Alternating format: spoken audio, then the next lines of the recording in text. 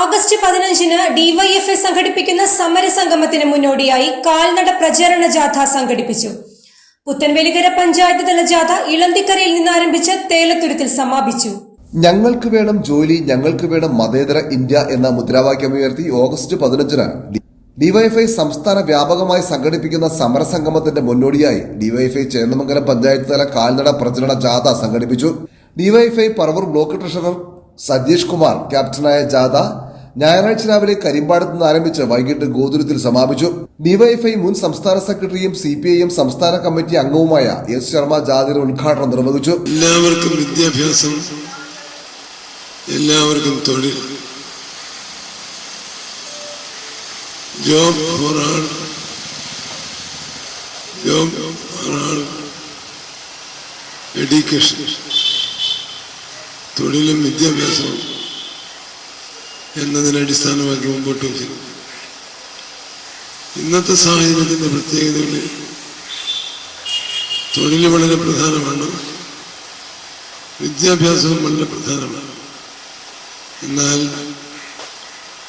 മനുഷ്യനെ മനുഷ്യനായി കാണുന്ന സംസ്കാരം തകർത്ത്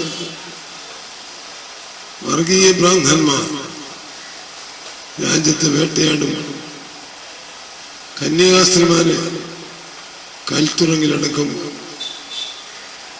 ഭീകരവാദ ശക്തികൾ അഴിഞ്ഞാടുമ്പോൾ അതിനോട് പ്രതികരിക്കുന്നുള്ളത് എക്കാലത്തെയും ഡിവൈഎഫ്ഐയുടെ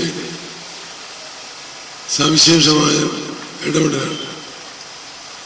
ഈ സന്ദർഭത്തിൽ, ഈ സ്വാതന്ത്ര്യ ദിനത്തിൽ, വരുന്ന ആഗസ്റ്റ് 15 ഇന്ത്യക്ക് സ്വാതന്ത്ര്യം കിട്ടിയ ദിനത്തിൽ നമ്മൾ തൊഴിലിലും മതേതരത്വത്തിനും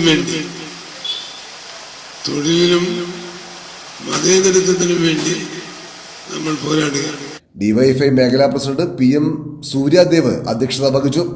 സെക്രട്ടറി വിശാൽ പ്രസാദ് സ്വാഗതം പറഞ്ഞു. വൈസ് ക്യാപ്റ്റൻ KS അശ്വതി, ജാഥ manager Aldrin K Joboy, AS Anilkumar, TG Anoop തുടങ്ങിയവർ സംസാരിച്ചു.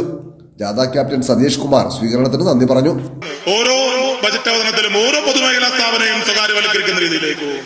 ഇന്ത്യയിലേക്ക് എല്ലാ സ്ഥാപനങ്ങളെയും ആക്രിവിലക്ക് തൂക്കി വിൽക്കുന്ന രീതിയിലേക്കാണ് ഈ ഗവൺമെന്റ് മുന്നോട്ട് പോയിട്ടുള്ളത്. അങ്ങനെ ഒരു മേഖലയിൽ തൊഴിലില്ലാത്ത രീതിയിലേക്ക് വരുന്നു. എല്ലാ പൊതുമേഖലാ സ്ഥാപനങ്ങളെയും ഇല്ലായ്മ ചെയ്യുന്ന രീതിയിലേക്കാണ് പോകുന്നത്. നമുക്കറിയാം, ഇന്ത്യയിലെ തന്നെ സായുധ സേന ആ മേഖലയിൽ ഇന്ന് നികത്താനാവാത്ത 1 ലക്ഷത്തിലധികം തൊഴിലാണുള്ളത്. പക്ഷേ അതിനെല്ലാം കരാർവൽക്കരണത്തിന്റെ അടിസ്ഥാനത്തിൽ അഗ്നിപഥ് പോലുള്ള പദ്ധതിയുമായി കൊണ്ടുവരുന്നു. ഇന്ത്യയിലെ റെയിൽവേ സംവിധാനത്തെ ഇല്ലായ്മ ചെയ്തുകൊണ്ടിരിക്കുന്നു. 400-ലധികം വരുന്ന റെയിൽവേ സ്റ്റേഷനുകൾ സ്വകാര്യവൽക്കുന്ന രീതിയിലേക്ക് പോകുന്നു.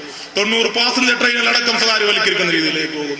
1460 കിലോമീറ്ററോളം വരുന്ന ഇന്ത്യയിലെ റെയിൽ പാളങ്ങൾ സ്വകാര്യവൽക്കരിക്കുന്നു. ഇന്ത്യയിലെ തിരഞ്ഞെടുക്കപ്പെട്ട സ്റ്റേഡിയങ്ങളെ, റെയിൽവേ സ്റ്റേഡിയങ്ങളെ, 15ഓളം വരുന്ന റെയിൽവേ സ്റ്റേഡിയങ്ങളെ സ്വകാര്യവൽക്കരിക്കുന്നു. അങ്ങനെ ഇന്ത്യൻ റെയിൽവേ ഏറ്റവും കൂടുതൽ ആളുകൾ തൊഴിലെടുക്കുന്ന ഒരു മേഖലയായിരുന്നു ഇന്ത്യൻ റെയിൽവേ എങ്കിൽ ഇന്ന് ഇന്ത്യൻ റെയിൽവേ സ്വകാര്യ കമ്പനികളിലേക്ക് എത്തുന്ന രീതിയിലേക്ക് പോകുന്നു. ഇന്ത്യയിലെ കൽക്കരി പാടങ്ങൾ സ്വകാര്യവൽക്കരിക്കുന്നു. ഇന്ത്യയിലെ തിരഞ്ഞെടുത്ത വിമാനത്താവളങ്ങളെ അടക്കം സ്വകാര്യവൽക്കരിക്കുന്നു. എയർ ഇന്ത്യയെ സ്വകാര്യവൽക്കരിക്കുന്നു. അങ്ങനെ സർവത്ര മേഖല, ഏത് മേഖല പരിശോധിച്ചു കഴിഞ്ഞാൽ സ്വകാര്യവൽക്കരണമാണ് കാണാൻ സാധിക്കുന്നത്.